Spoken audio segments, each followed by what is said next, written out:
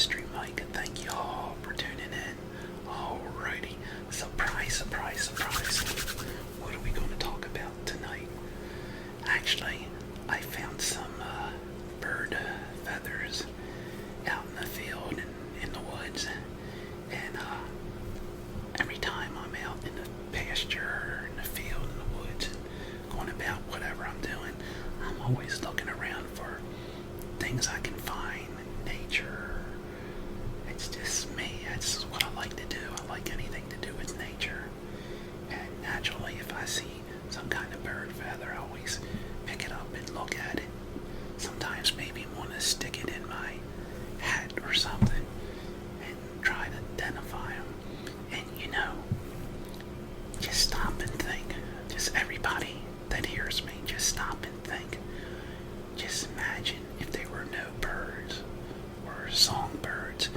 Just imagine how quiet it would be outside. Sometimes we take Mother Nature for granted, but it would be so quiet and so still. It just would be horrible not to hear those wonderful little creatures singing and going about their business. When you're out there fishing or when you're out there hunting, to hear those birds like the seagulls, you know, just think when you hear those seagulls work in the water, you know those fish are coming your way. Or when you're out in the woods hunting and you hear a bird going off, something may be walking through that area. Sometimes they'll even, you know, let you know if a deer is coming by. They'll start acting off and making a lot of noise. So just go outside one time and during the day and just hear and listen for all those different birds you hear, and just imagine if they weren't there. Thank God that we have them, because they sure do make nature beautiful. Okay, this feather here, beautiful feather, that comes off of a marsh hog. And a marsh hog, a lot of times when they hunt for prey, they'll always glide along fields for long lengths of time. And sometimes you'll actually see them by a fence. And unfortunately, what happens, because they fly low so much, a lot of times they'll hit fence and break their neck. Actually, I seen that one time. I didn't see it happen, but I seen one dead by a fence, and most likely that's what happened. And I've done a little reading up on them, and unfortunately that does happen to them now and then. And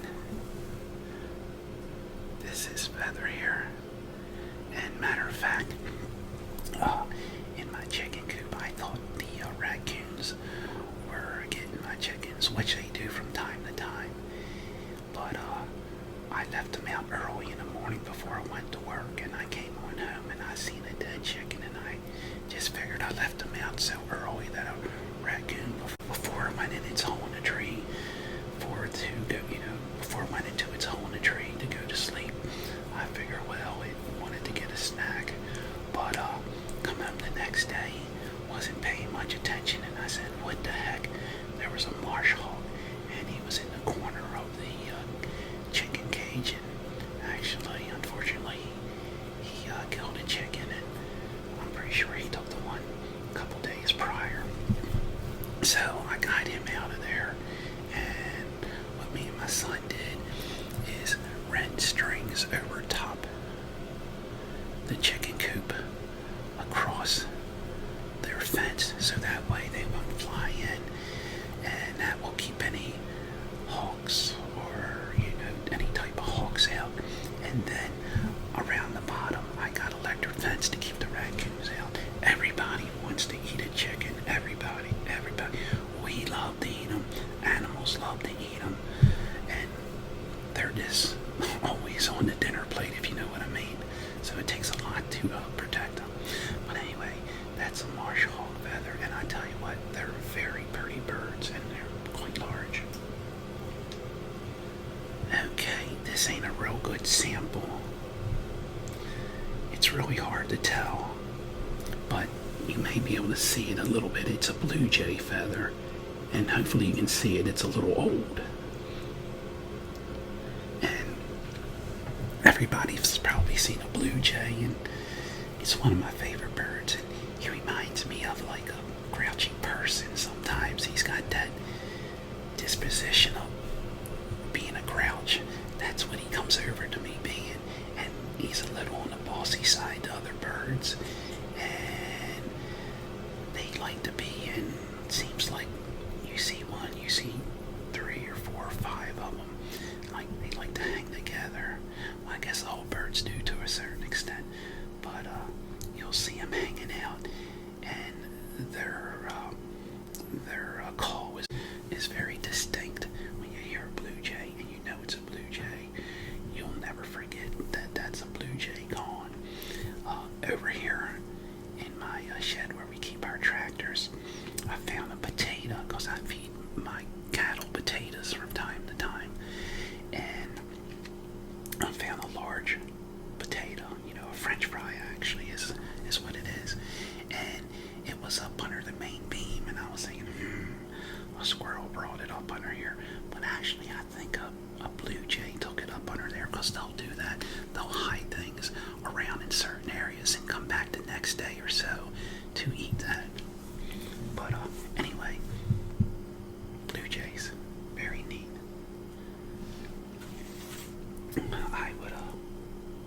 I would love to raise one up. One time, as I was a young kid, I was riding down the road where I grew up at on my bike, and I seen a baby robin on the road, and I looked up and I could see where it fell out of its nest. And I've raised birds before, and it seems like they don't make it. Well, this one did. What we did is we gave it dog food, and we made it wet, and we put mushed it up and fed that to him, and then gave him water with a little bit of sugar in it for energy. And as he got bigger, we gave him worms. Robins love worms, and we named him Rockin' Robin. And it was neat.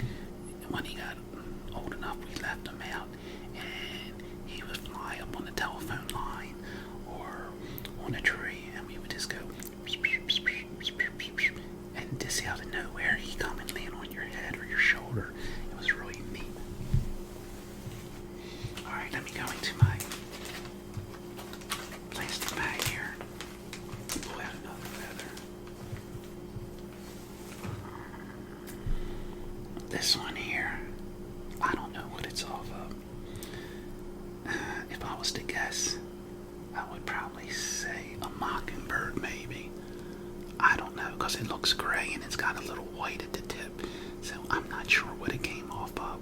But let's just say if it did come off a mockingbird, those things are incredible. You usually hear them first thing in the morning, and they just keep rattling off all different kind of songbirds that they're imitating. And where I grew up at, there were a lot of ducks, and believe it or not, it was so neat that you would actually hear the mockingbird actually mimic a mallard duck, and it was so neat. It's hard to pick one bird and say it's my favorite, but if I was to pick, and I had to pick one bird, I would probably say a bluebird. And the reason why is because bluebirds are just so docile, so mellowed, so pretty, beautiful songs, and they just got it, and they're really neat, and I like them a lot. Alrighty, let me see what else is in here. Okay, this is a neat bird. Check that out. Can anybody guess what kind of bird that is? I'll give you a couple seconds. Tell me when y'all give up. Alright.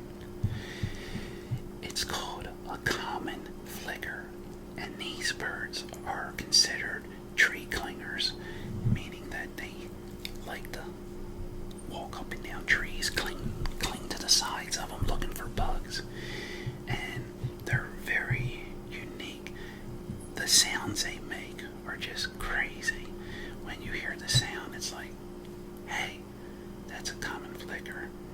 And they like to be around trees and looking for bugs around the base of the trees and so on and so on. And they're really, really a pretty bird. Alright, let me see what else I have here. Alright, I have a little bird nest. Now, this bird nest here, I found in the pasture when I was walking. I said, oops, look at that little bird nest. It must have fell out of the tree. I have no idea.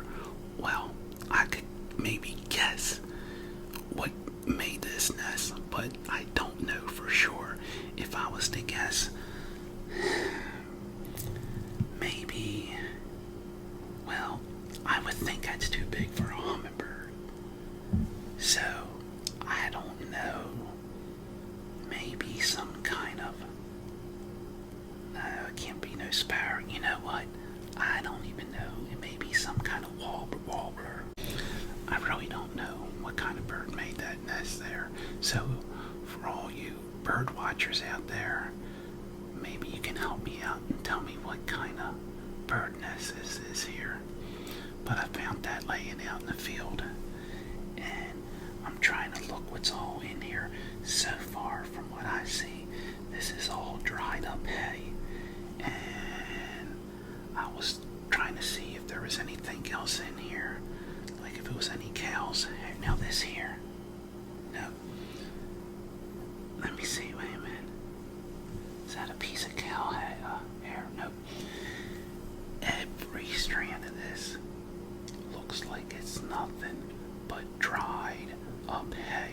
And just look how that bird took that time to interweave that and make that nest. That is really neat. Now once again, I can't even guess what kind of bird made that right offhand. I have to really think about it. But that is really unique. Once again, if anybody can help me, tell me what kind of bird nest that is. That's really neat. Alrighty, now I have a bluebird box outside here, and this year I noticed no bluebirds made a nest in it. And every year or every other year you should clean, well actually every year you should clean them out. Now I cleaned it out last year, but I didn't clean it out this year. But I noticed, I looked inside, and that thing was loaded with sticks, and I didn't want to disturb it and take it out. I want to leave that in there. So after I get talking about it, we'll drop in a picture of it that we took. But it's interweaved with sticks, and I'm not sure what it built that. But if I was to guess, I would say a nuthatcher. A nuthatcher. If I was to guess, I would say it's probably a nuthatcher, because it just looks like his kind of nest. I've seen their nest before, and I think that's maybe what it is. But I haven't even seen him going in and out, so I don't know when he did it, but I think that's what it is. Alrighty, well, I hope everybody enjoyed that. I love anything to do with birds. They're just so unique, and so many of them. So I hope everybody enjoyed that. I hope everybody liked that. And once again, I want to thank everybody for subscribing. I want to thank everybody for watching. And the next time you go outside, be conscientious of all the songbirds out there, how neat and different they sound. It's just a wonderful thing that we have songbirds. And just remember, be someone important. Be yourself. Until next time, God bless. See ya.